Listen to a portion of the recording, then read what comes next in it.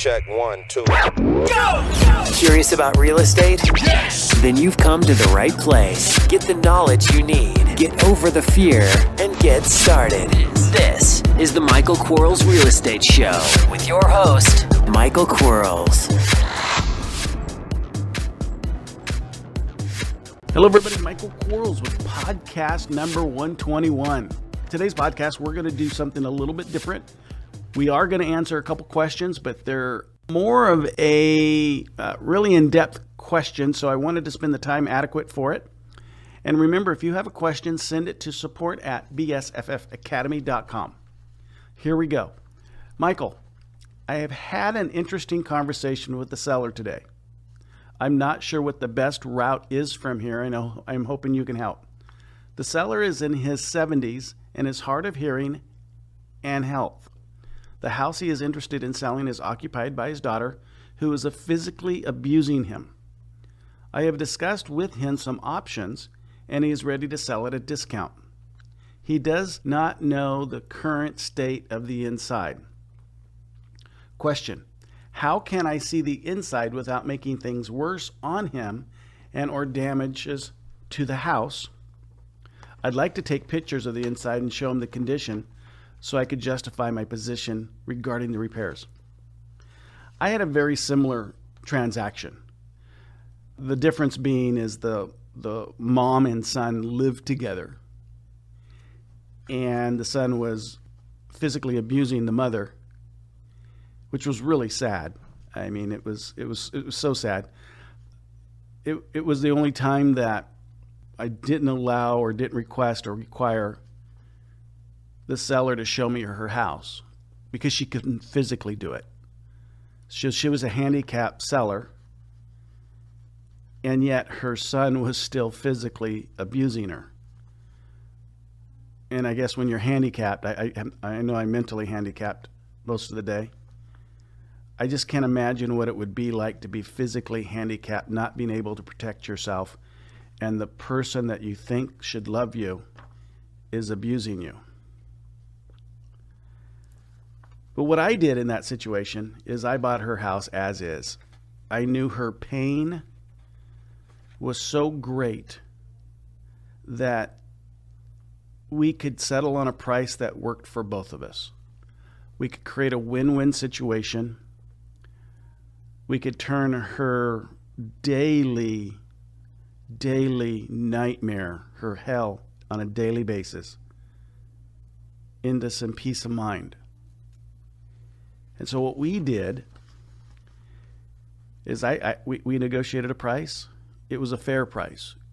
It wasn't a great price for me, but it wasn't a bad price for her. And I told her we didn't have to let him know that the house he was living in, he can no longer live in once I bought it. So she and I orchestrated the sale. We went through escrow. She had a few weeks of still living there with him while she was selling the house when we were closing. I made it as easy as I could make it for her to remove herself.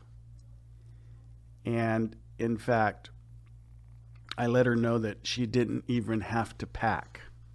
She could just one day be gone. And if we needed to, after he was out, because he was going to get out, she could come back and get her stuff. So we bought the house, and this lady sobbed, I think, for what seemed like a long time. It was probably only 10, 15, 20 minutes, about how much pain she was going through. And I can't imagine when you raise your child and they turn out to be this kind of a villain. But we took her pain away, and we bought the house, and I opened the front door, and he was absolutely shocked to see that he had a new roommate. And It was my, I'm not always in favor of the baseball bat theory, but sometimes that theory goes a long way. And we allowed him to retrieve his things that were his and go on his way. And of course, he had some choice words for everybody that was involved and what have you.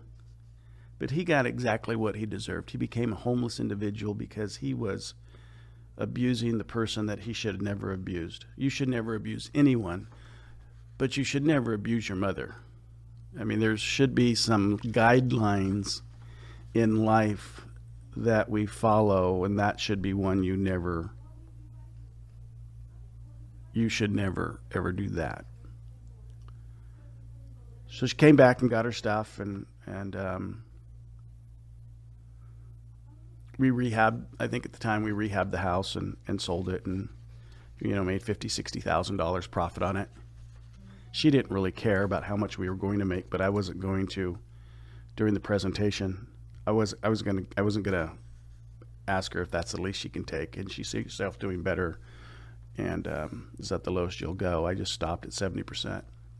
Because she was already at 70%. She was so needing of getting out of her current abuse situation that it was rather sad. It was absolutely sad.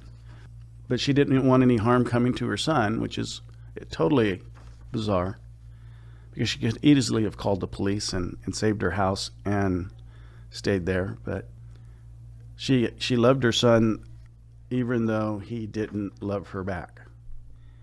And that's sometimes kind of hard. I always tell investors, especially my students, that we're going to be presented with all kinds of things. We're going to see all kinds of things. And you have to be prepared, I think, to see them. None of it's easy. The time that I saw the baby crawling on the floor, yet you couldn't keep your feet still if you stood on the floor for fear of cockroaches crawling up your leg. That was kind of hard to see. People, I think we really sometimes really need to treat one another a little bit better. Getting back to the question, I wouldn't need to see the inside. I think you have a motivated seller who wants to get rid of this house so he can stop having the abuse from his daughter, and help him protect himself. I think he probably needs a big old fat hug and some care. And it just might be your calling. You might have just been given this opportunity to do more than just buy a house.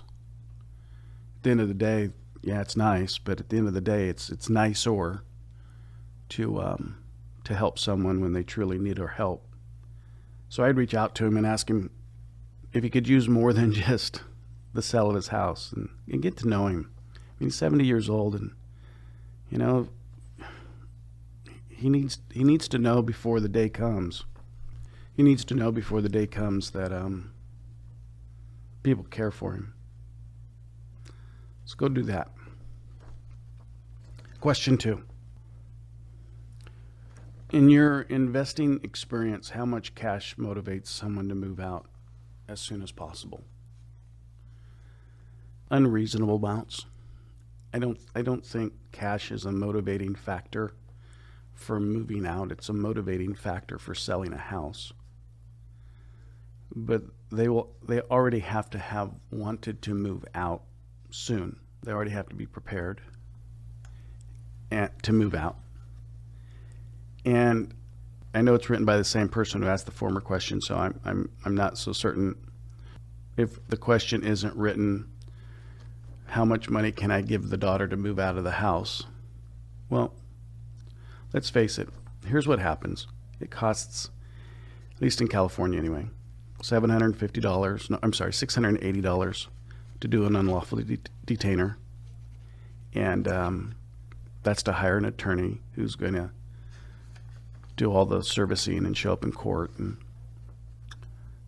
have the court mandate a move out date that the sheriff will show up and and put all the belongings, if there's any belongings in the house, on the street, and turn the house over to you.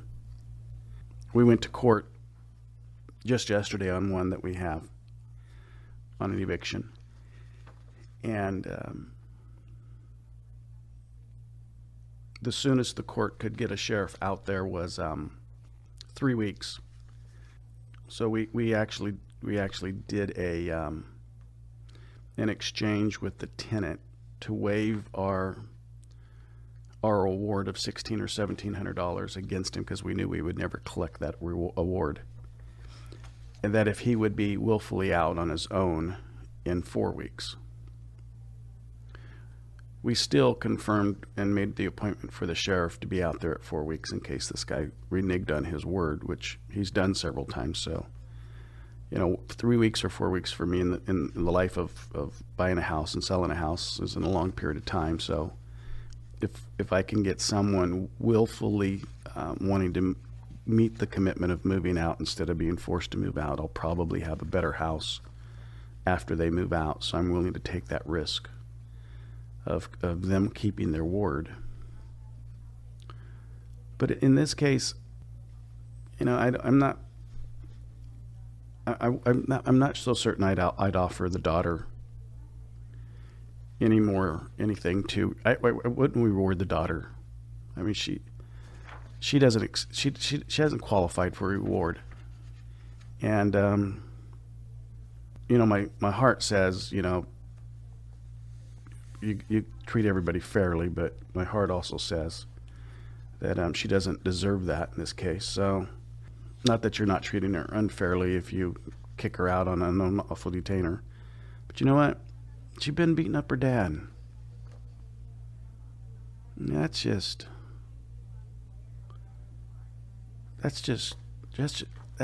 so wrong on so many levels that a lesson needs to be learned here. And I think you've been chosen to teach that lesson. And, I'd ask God for guidance, and I know you'll do the right thing. I don't know if my answers to your 2 questions helped, but let me know how it worked out. Till next time, guys. Bye-bye. Thanks for listening to the Michael Quarles Real Estate Show. Get more info and stay in touch at michaelquarles.com.